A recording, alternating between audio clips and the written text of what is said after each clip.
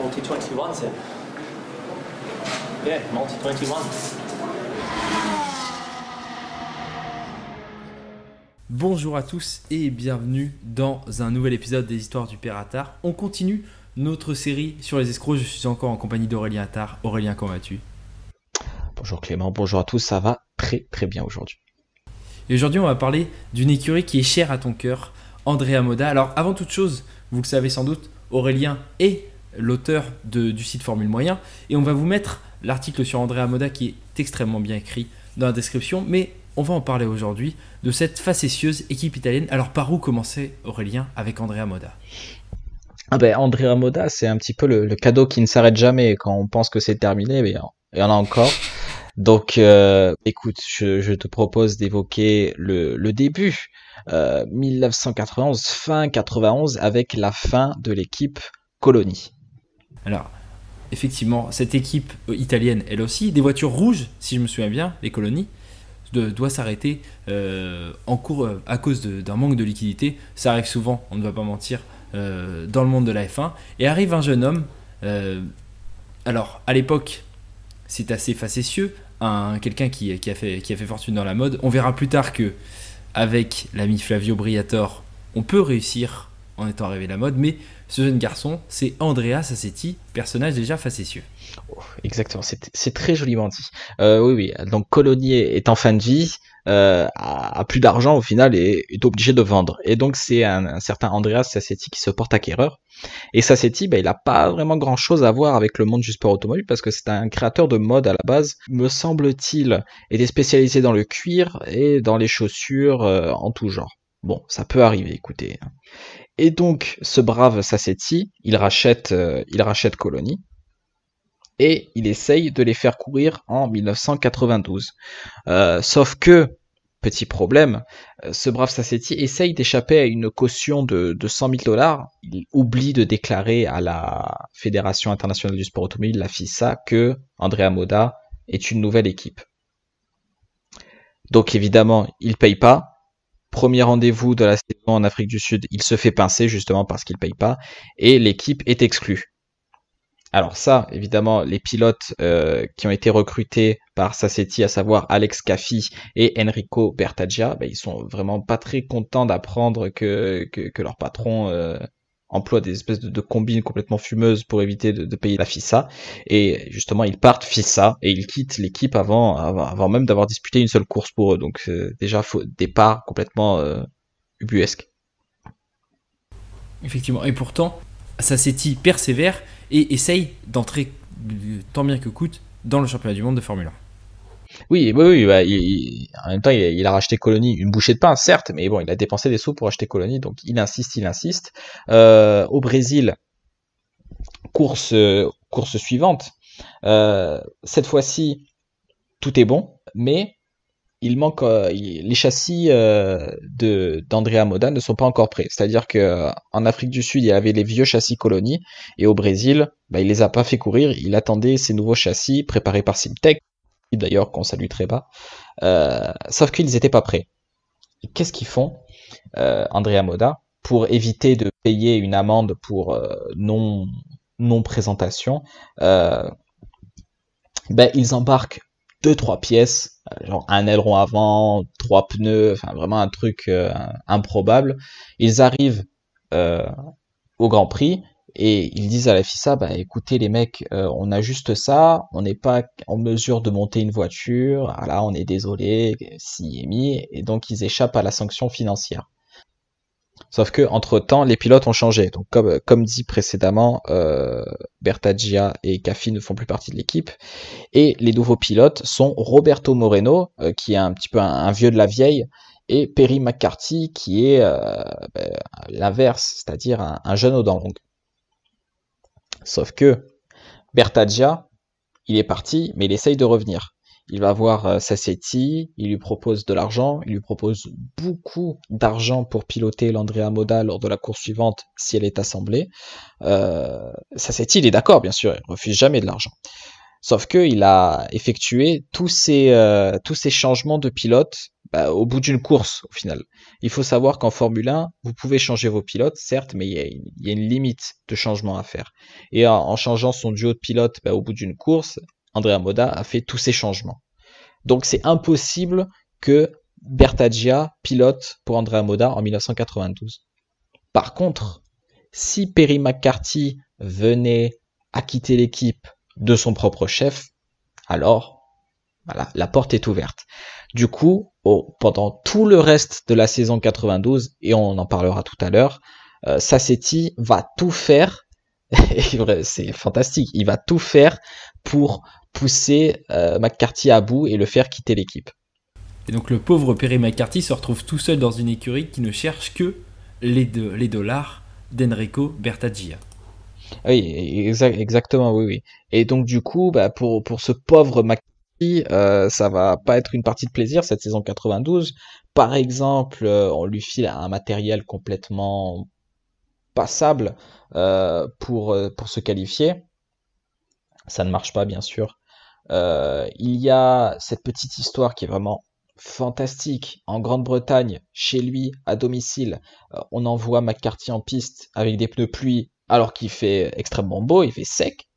Il se qualifie pas, bon, ça évidemment, sans surprise. Et quand il rentre au stand, il voit ses mécanismes se battre parce que Sassetti ne les paye plus depuis des mois. Donc c'est quand même dingue. Il faut savoir que McCarthy n'était pas payé non plus, hein. Pas être fou non plus. Mais il va persévérer quand même. Il va persévérer et jamais McCarthy ne va quitter Andrea Moda malgré les crasses de Sassetti. Effectivement. Et pendant ce temps-là, pendant que cette saison continue et que le pauvre McCarthy se retrouve empêtré dans les déboires de son écurie, le propriétaire Andrea Sassetti, dont on n'a pas parlé depuis un moment, a ses propres déboires en dehors du monde de la Formule 1. Oui, parce qu'au final, Sassetti, moi je l'ai dépeint comme un honnête créateur de mode qui a une petite passion pour la Formule 1, mais la réalité est tout autre.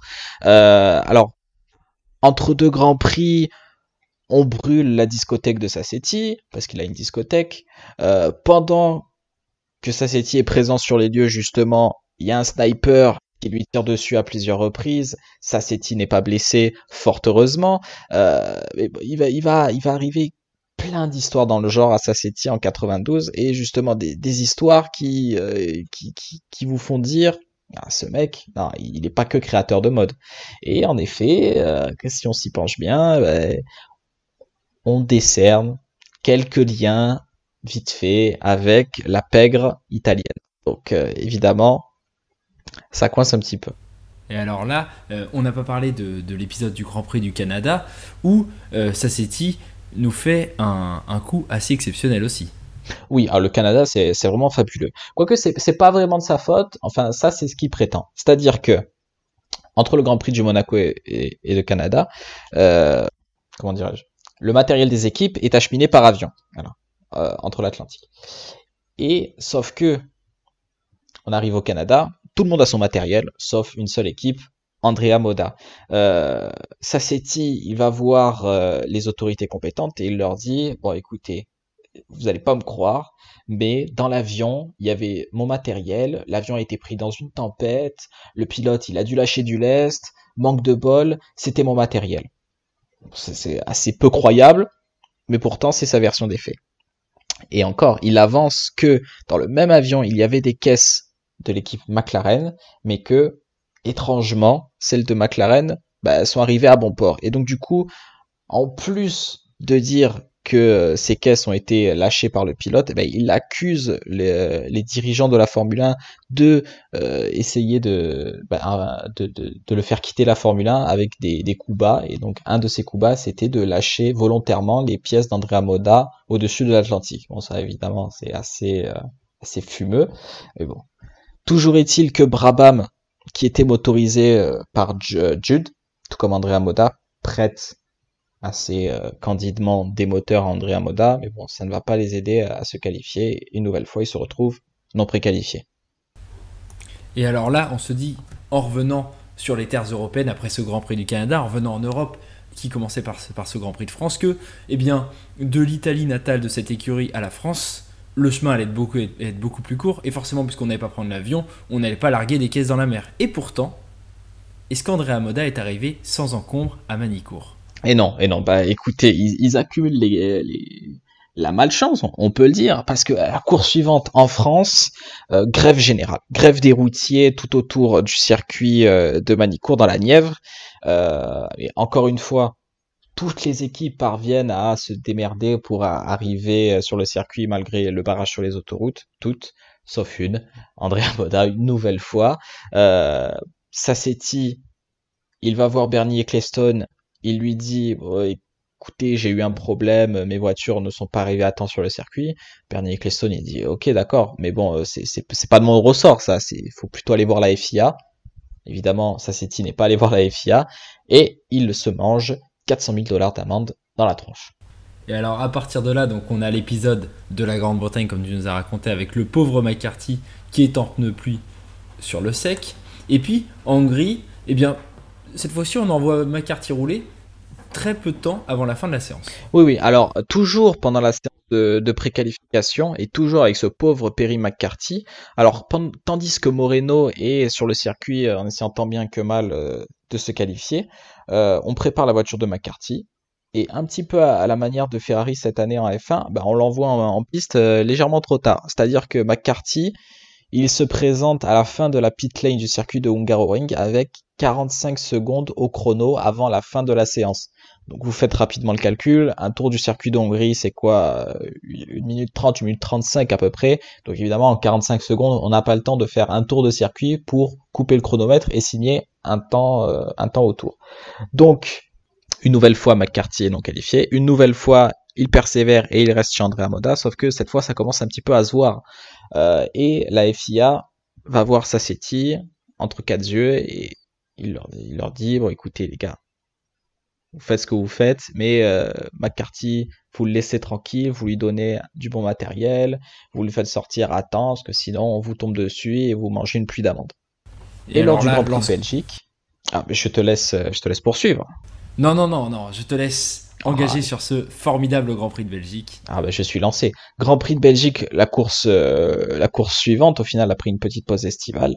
Cette fois-ci, McCarthy, il est lancé à temps sur le circuit, sauf que il pilote un châssis qui n'est pas vraiment très légal, pas vraiment très sécurisé, c'est-à-dire que ce châssis a déjà subi 2 crash tests. Il a été réparé à 2 reprises, mais il a perdu toute rigidité, c'est-à-dire que ce châssis, il se crache une 3e fois, je donne vraiment pas cher de la peau du pilote à l'intérieur. Ça, les mécaniciens d'Andrea Moda s'en foutent un peu, ils balancent McCarthy dans la voiture, et ils disent, vas-y, je te conseille de prendre le rouge à fond, t'inquiète, ça va passer.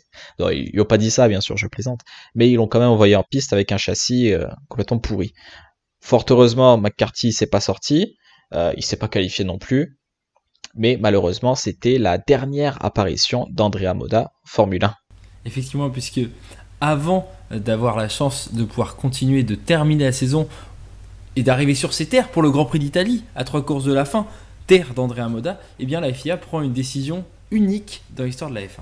Oui, c'est-à-dire que Sassetti, il se présente devant les grillages de Monza, et ces grillages, ils sont fermés. Ils sont fermés, il comprend pas. Il va voir la FIA et dit vous êtes sûr de ce qui se passe? Et la FIA dit oui, pas de problème. En fait, il s'avère que quelques jours avant le Grand Prix d'Italie, la FIA a tenu une espèce de réunion exceptionnelle et ils ont décidé d'exclure Andrea Moda de la compétition. Pas pour tricherie ou pas pour que sais-je encore, hein, mais tout simplement pour nuisance à la réputation de la Formule 1. C'est-à-dire que l'équipe était tellement nulle, était tellement dans les combines les plus obscures que la F1 s'est dit non, on veut pas de ça chez nous. Et donc après cette exclusion de la F1, ça en était fini pour Andrea Moda. Mais Andrea Sassetti n'en avait pas fini avec son histoire dans le sport automobile. Et non, ça aurait pu s'arrêter là, mais Sassetti, il avait un petit peu encore la rage de vaincre, et il est parti outre-Atlantique. Il est parti aux États-Unis dans le championnat de kart, non pas le karting, mais le kart CART, l'ancêtre de l'IndyCar. Pas comme directeur d'équipe, mais comme sponsor pour une autre équipe italienne qui s'appelait Euro Motorsport. Là, il n'y a pas vraiment grand-chose d'intéressant à se mettre sous la dent, pas des résultats fameux pour Euro Motorsport, et l'association s'est rapidement arrêtée. Ensuite, Sassetti, il est retourné au pays. Entre deux, trois tentatives d'assassinat à gauche à droite, il est condamné en mai 2015 à 6 mois d'assignation à résidence pour faillite frauduleuse. Formidable. Et alors on pourrait rajouter que du côté des pilotes, eh bien Roberto Moreno a fait une autre apparition en Formule 1 chez Forti Corse qui sera l'objet de notre 4e épisode. Quant à Perry McCarthy, ce pauvre Perry McCarthy, ne vous inquiétez pas, puisqu'il est devenu le premier stick de l'histoire, celui des 2 premières saisons de Top Gear sous ce nouveau format, donc 2002-2003, si je me souviens bien. Et ça lui a permis d'un peu mieux finir sa carrière qu'il l'avait commencé avec cette écurie Andrea Moda. Tout à fait. Le comble un petit peu, c'est que le stick de Top Gear, il est casqué, on ne connaît pas son identité. Donc malheureusement pour le pauvre Perry McCarthy, on a su que trop tard que c'était lui. Effectivement. Eh bien, je te remercie pour ce formidable épisode sur